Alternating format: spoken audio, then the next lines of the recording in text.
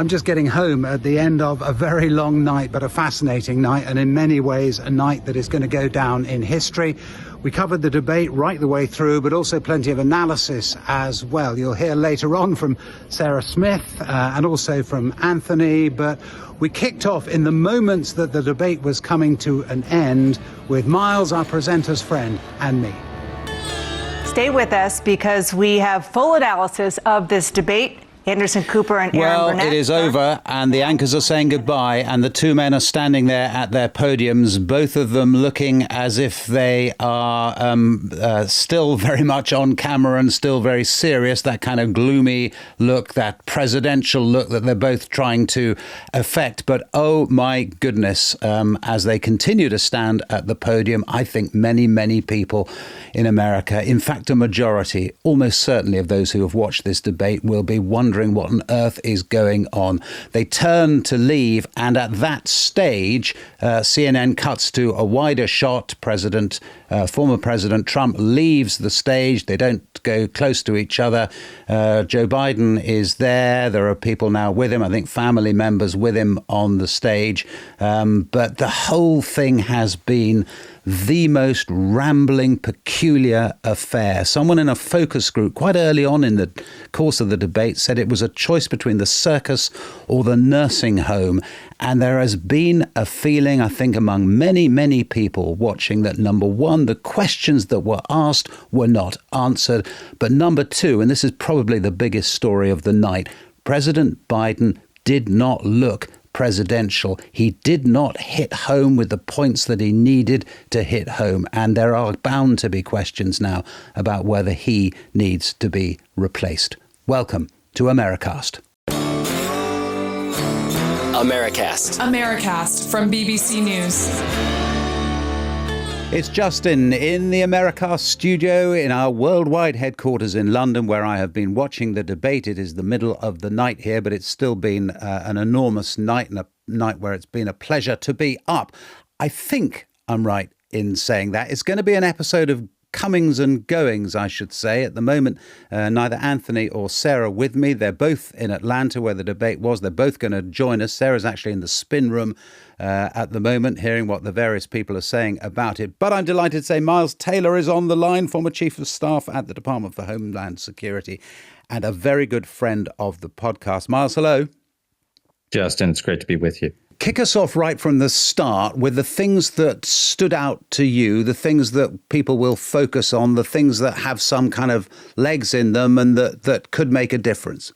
Yeah, well, look, really the most obvious thing at the beginning of the debate was the energy of the two candidates. And I had said going into this debate that there would be three things to watch: age, rage, and appeals to populism. And all three of those subjects definitely hit during this debate. Age was the first and most obvious. The relative vigor of the candidates is something that will be much discussed. And Donald Trump and his team were concerned about it, too. They didn't want him to look fumbling. Sometimes he's had low energy debate performances, and they wanted to make sure that in comparison to Joe Biden, he seemed vigorous. And frankly, tonight he did. Now, that second category I mentioned, rage, that was something that debate watchers were also looking for tonight. Would there be sharp barbs exchanged between these candidates? Would they both be quick on their feet and responding? And even though Joe Biden's halting start to the debate, his frozen moments,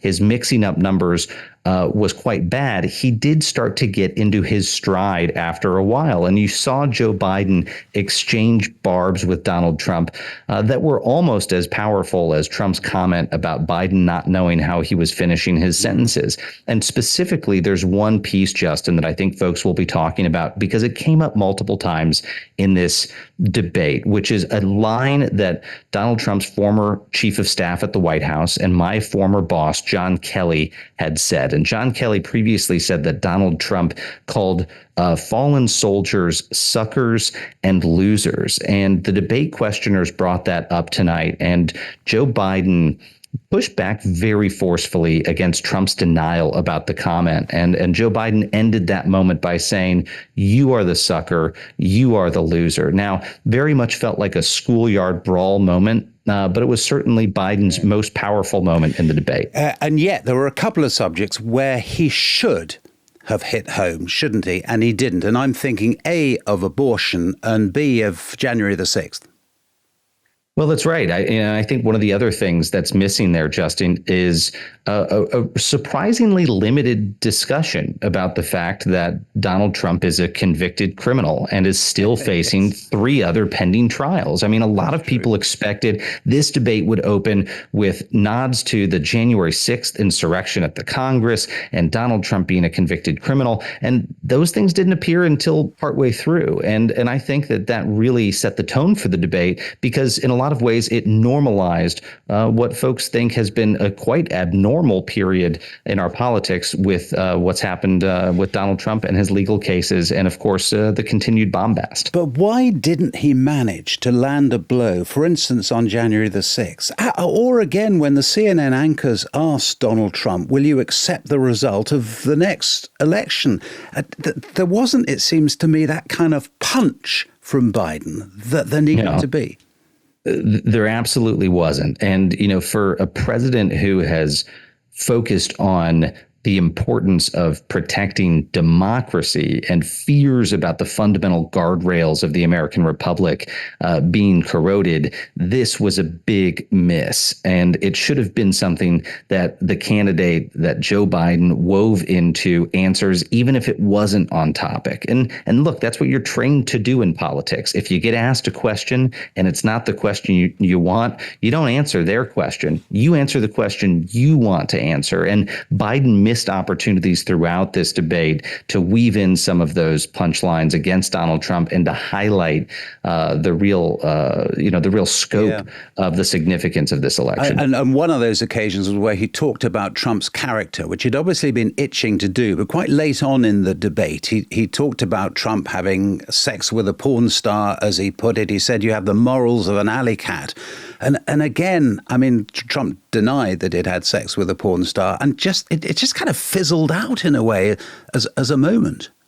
Yeah, it absolutely did. Now, Justin, this makes me think, we've talked about the double haters before, the people in polling who again and again say that, neither Trump or Biden is a candidate they want. I think at the end of the day, the double haters will probably feel vindicated by this debate, that neither candidate really stood out to them, because in Donald Trump, they didn't get anything different tonight that would inspire them to choose him. And a lot of folks have known that Joe Biden is, can I challenge you on that, Miles? Please. I just wonder whether the rules that everyone was talking about and saying, oh, these rules are really going to curtail Donald Trump. He's not going to be able to interrupt. He's not got an audience to feed off. I just wonder if the rules actually rather helped him, because, I mean, for my money, he looked a bit more. I mean, he did say things that weren't true, and he did ramble quite a lot, particularly in his closing statement that was just bizarre. But, and it's quite a big but, he looked to me as if he'd kept himself under control and just allowed Biden enough rope, as it were, and that had been an intentional thing that his advisors had told him. And he kind of, I felt he followed a path that worked for him. He wasn't the angry Trump that we saw, certainly in the debates last time round. Well, and even more than that, it was a fact-checking failure. And, CNN's going to be in the crosshairs for this tomorrow, undoubtedly, from angry Democrats in particular. But here's the thing. If your policy in the debate is that the anchors are going to keep it moving and that you're going to cut off the microphones, well, one of the upsides of that is, of course, you keep the debate on time. One of the downsides is you don't let the candidates fact-check each other. They didn't answer a single question, Miles. Well, as a result, this thing was just filled with whoppers, and including from Joe Biden. Now, not nearly as many from Joe Biden, but there was misstatement after misstatement after misstatement. Let's go for a few. What really stood out for you when it came to Donald Trump's whoppers? Well, I mean, look, on some of the most hot button issues that you mentioned, Donald Trump really tried to recharacterize his legacy. One would be on veterans. Veterans came up a surprising amount in this debate. And Donald Trump, of course, talked about he was the biggest champion of veterans during his presidency. This was an easy whopper for me to identify, because when I was working in the Trump administration, I recall vividly Donald Trump wanted to, quote, detonate the Department of Veterans Affairs because he didn't like that so much money was being spent in the Department of Veterans Affairs. And so, he tried to recast himself as a champion of veterans, but on a lot of things in particular, like abortion, Trump tried to recharacterize his position on abortion because he is concerned about how that's going to affect him. And there were certainly some, other whoppers related to his legal issues. The biggest one, So some of the legal issues, one that I wrote down, there was no terror at all in my administration, he said, talking about terrorism around the world. No terror at all during my administration. I mean, the things he claimed about foreign affairs were really, really bizarre, actually, and completely, as you say, completely unfact-checked. On top of that, Justin, as salacious as it sounds, things about Donald Trump's personal life that we know to be true that he said. I mean, it was remarkable that this was a debate where one of the candidates said out loud, "I did not have sex with a porn star." It was oddly reminiscent of Richard Nixon's "I am not a crook," but, with a little bit more of a perverse twist. But that was said, and I think most people know that not to be true. But it was quite an oddity, to be sure. And Joe Biden also said something that I think was almost immediately repudiated by the Border Force Union, the people representing Border Force guards. He said that they had endorsed what he wanted to do on the border. They almost immediately sent out an X or a tweet or whatever we call it now saying that wasn't the case. But also the thing that really struck me, Miles, is these kind of rambling lists. At one stage, he couldn't remember how many people were on the list. I think it was economists or people who were... No, it was presidential historians. This was just weird. Presidential historians who said that Donald Trump was the worst president ever. This was Joe Biden talking. And he couldn't remember whether it was 158 or 159 of them. And you just thought, who cares, Joe? Why are you wasting your time like this? I think that there will be a whole slew of headlines written about Joe Biden trying to memorize numbers. Who on earth advised him to try to memorize so many numbers? Because it was a catastrophe for the president during the debate. He conflated billionaires with trillionaires. Thousands were millions. Numbers were adjusted up one and down one pointlessly. And this didn't just happen one or two times. Almost every other answer that the president gave tonight involved a number, and more often than not, he stumbled over the number. It was not a good look, and it certainly held back his answers from having the punch that they needed. Did he get anything out of it, Joe Biden, do you think? I would be surprised if the second debate happens on September 10th. I think it was so clearly unhelpful to President Biden that I think they'll be reconsidering whether they want to do a second one. So if he got anything out of it, it was probably the notion that this type of format, these types of side-by-side debates are not good if Joe Biden wants to be reelected president of the United States. Are we clearer, are the American people clearer about the answers to the questions, though, that Donald Trump was asked specifically about these hugely important things? I mean, let's focus on abortion for a moment, Miles. That there is no question at all that abortion is one of the big issues at this election. Is it clearer now what Donald Trump believes? Because he was asked a very central question, wasn't it, about whether he would sign a bill, if it came to him from a Republican Congress, that banned abortion around the United States. He was asked that question, and I guess in a sense, he gave the clearest answer.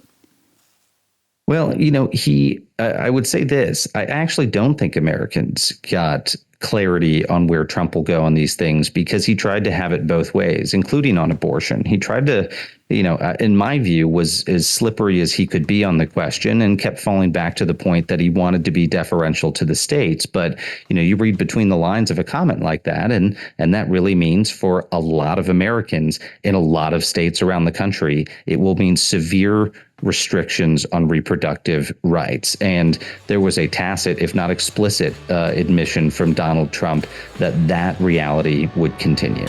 Okay, now we're joined by Sarah. Sarah, you just came up from the spin room scrum that I was looking down on. Yes. Tell me, what was the mood like down there? Okay, that was one of the more bizarre experiences I've ever had doing this job. So as you know, Anthony, what happens is they, both parties send out lots of surrogates, some of their famous faces, to talk to the press, and that's their job. I mean, they're specifically to talk to reporters and pump out the lines about how their candidate did. The Democrats were literally running away from us. I mean, when I first arrived, I couldn't find any Democrats on the floor at all. All sorts of people from the Trump campaign, well-known Republican congressmen, that sort of thing. Nobody from the Democrats. They were kind of huddled in a corner, absolutely surrounded by TV cameras. You couldn't get near them. You couldn't hear what they were saying. They said, don't worry, guys, don't panic. We're going to take all your questions. About 4 of them made different statements, and these were well-known people. This was Senator Raphael Warnock, the Georgia senator, some people talk about as a future presidential candidate, the governor of California, Gavin Newsom, also potentially another candidate one day. They were making rather defensive statements and then trying to get away from us before we could shout any questions at them. I mean, this was not normal by any manner of means. And of course, the complete difference you could see in the body language and how they were behaving between the Democrats and the Republicans totally reflected how they felt about what they had just seen happen in the debate. The Democrats knew it was a disaster. I mean, so what they were saying was, oh, well, Joe Biden had a bit of a cold. That's why he had a raspy voice. And don't worry about the style and the performance. Let's talk about the substance of the debate. Let's talk about where he won on his points. Let's talk about the lies Donald Trump told and why he wasn't picked up on them by the moderators. But their heart weren't in it, to be perfectly honest. They didn't look like people who really, truly believed what they were saying. Right, I've seen this kind of situation before. I mean, Barack Obama in his first debate against Mitt Romney, the Obama people couldn't spin it really all that well. Same with George W. Bush against John Kerry. Even Ronald Reagan in his first debate against Walter Mondale. They were not good debates, and you could tell that they weren't good debates with how hard it was for their supporters to put a positive spin on this. But I don't think I've seen a presidential debate performance quite as rough as we saw from Joe Biden tonight. And I'm curious, I heard Gavin Newsom got asked if he was going to run for president. Yeah. Did you catch that? And again, yes. Well, I was one of the people who asked him that as well. And I was even trying to film some of it on my mobile phone because I wasn't completely convinced that my cameraman could reach over the heads of all of the other journalists who were gathered in this scrum. So I managed to record some of it on my phone. And what I was asking them was, are you going to change horses? No. Do you now need to think about having another candidate? So, as they were trying to tell us that, it was the substance of the debate that mattered, not the style, not how Joe Biden performed. Let's look at what they were saying. Let's look at all the untruths we heard from Donald Trump versus the strong arguments we heard from Joe Biden. But, it was pretty clear that nobody was buying that. So, I was wanting to.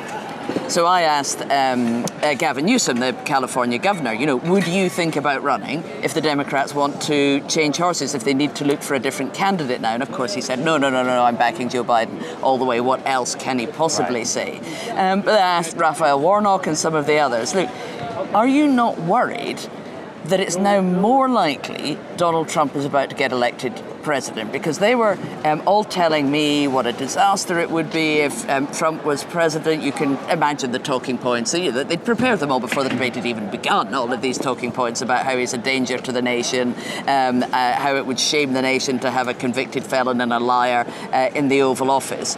But all I and anybody else wanted to ask them was, well, don't you think he's more likely now to get re-elected after that disastrous performance from Joe Biden? And, for all that they said, no, we're confident of victory, not one of them looked remotely confident.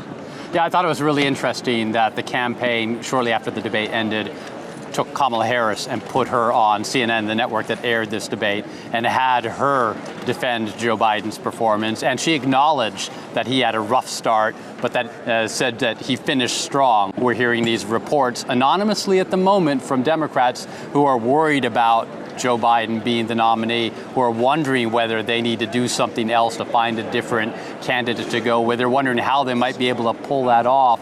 All of that right now is being done anonymously. If Democrats start doing that publicly, then Joe Biden has a very serious problem. Luckily for them, this is early. This is only June. That's one of the reasons, besides trying to focus on Donald Trump, but one of the reasons they want to have this early is to allow time to recover. They've got that time if they can use it. The question is, will they be able to get through these next few weeks? Well, so maybe it's a bit of a relief then to the Biden campaign that I've got 2 of the potential candidates to take over, Raphael Warnock and Gavin Newsom, on tape saying, no, they've got absolutely no interest in becoming the Democratic candidate. They're all behind Joe Biden 100% of the way. I think what we'd have to see is for Joe Biden to be the one who steps aside. And maybe people would approach him and tell him, you've got to do this for the good of the party. He isn't showing any willingness to back away now. He's got a campaign appearance tomorrow in North Carolina, a state that appears close according to polls. How will he be able to respond to this on the stage, and will the Democrats rally around him? Now, let's talk about the Trump campaign. They were out there early. They were crowing. They were happy. What did you hear from them? What did they even have to say, right? Yes, exactly. I mean, they looked like the cats who'd got the cream. And I spoke to Jason Miller, Chris LaCivita, and some of the people at the absolute top of the campaign, as well as a couple of the congressmen around. And do you know what? There wasn't much point asking them how they thought it went. I mean, they tell you that anyway, and they were saying, oh, well, the bar was very low for Joe Biden, but he managed to crawl right under it rather than climb over it. Jason Miller, actually, who can be quite bombastic a lot of the time. He often doesn't hold back. He was being a little restrained when he said, I think it went quite well, he said, but with a smirk on his face that you knew meant what he really wanted to do was pumping his fist and saying, we got ya. No, they looked absolutely delighted. The only thing that discomforted them a little bit, I have to say, was when I asked Chris LaCivita, are you worried now about the Democrats changing their candidate? Because, you might be very pleased this evening thinking that Joe Biden looks a little bit more beatable. But if the result of this is that we get Gavin Newsom or whomsoever, a younger, more vibrant candidate running against Donald Trump in November, that might make it more difficult for you. And, I mean, of course, he said, no, we're not worried about that at all, and it's probably too late for them to change their candidate anyway. But you could see that was the one thing. Like, they were maybe a little bit worried. Did we do too well? Did we do so well that we might actually end up getting rid of the only senior Democrat who we think we're guaranteed to beat? Right. They want to wound Joe Biden. They don't want to do so mortally and end up with someone else. And I think when push comes to shove, once the dust settles a little bit, they may decide they need to stick with this horse. But it is going to create a lot of concern. And actually, the BBC talked to Quentin Fuchs, who's a deputy campaign manager for the Biden campaign, and we asked him whether there was any thought to an open convention or switching Joe Biden as the nominee. And he said he wasn't even going to dignify that with an answer, and that Joe Biden was going to be the Democratic nominee and Joe Biden was going to win in November. Well, the first part's probably true still, even after all this. The second part, there's got to be a lot of Democrats right now who are wondering what the likelihood that Joe Biden can win in November is. We'll be watching the polls. We'll see if the American public really is tuned in, or if they're already thinking about their 4th of July parades and barbecues and beach trips, and this just kind of rolls away and people move on. So after all of that, Anthony, I am starving. Is there any food you can get around here? Actually, Waffle Houses are open 24 hours a day. They've got great hash browns and waffles, and that's where Joe Biden and Jill Biden went after here. Yeah, he showed up there at about 12:23 local time, said he had an order to pick up, and the pool reporters were there. They asked him how he thought he did. He said he thought he did well. They asked him if he had a cold. He said he's got a bit of a sore throat, and they asked him if he would be replaced. He said no, and he said it was difficult to debate Donald Trump because he lied so much, and he pointed to a newspaper report saying that Donald Trump lied 26 times during this debate. So at least according to Joe Biden, he's putting a positive spin on this, and he's getting a bite to eat. I'm a little jealous, honestly. Yeah. Well, the main takeaway I had from that was there is a Waffle House near here that's still open. So I think we should get to that. After we've reminded people that they can contact us on Discord, the link is in the description of this podcast. We love it when you send us messages or voice notes via WhatsApp. That's +44 330 123 9480. You can always email us, americast@bbc.co.uk, and on social media we use the hashtag Americast. All right, well, have a good night, y'all. We'll be back soon. See y'all later. Bye-bye.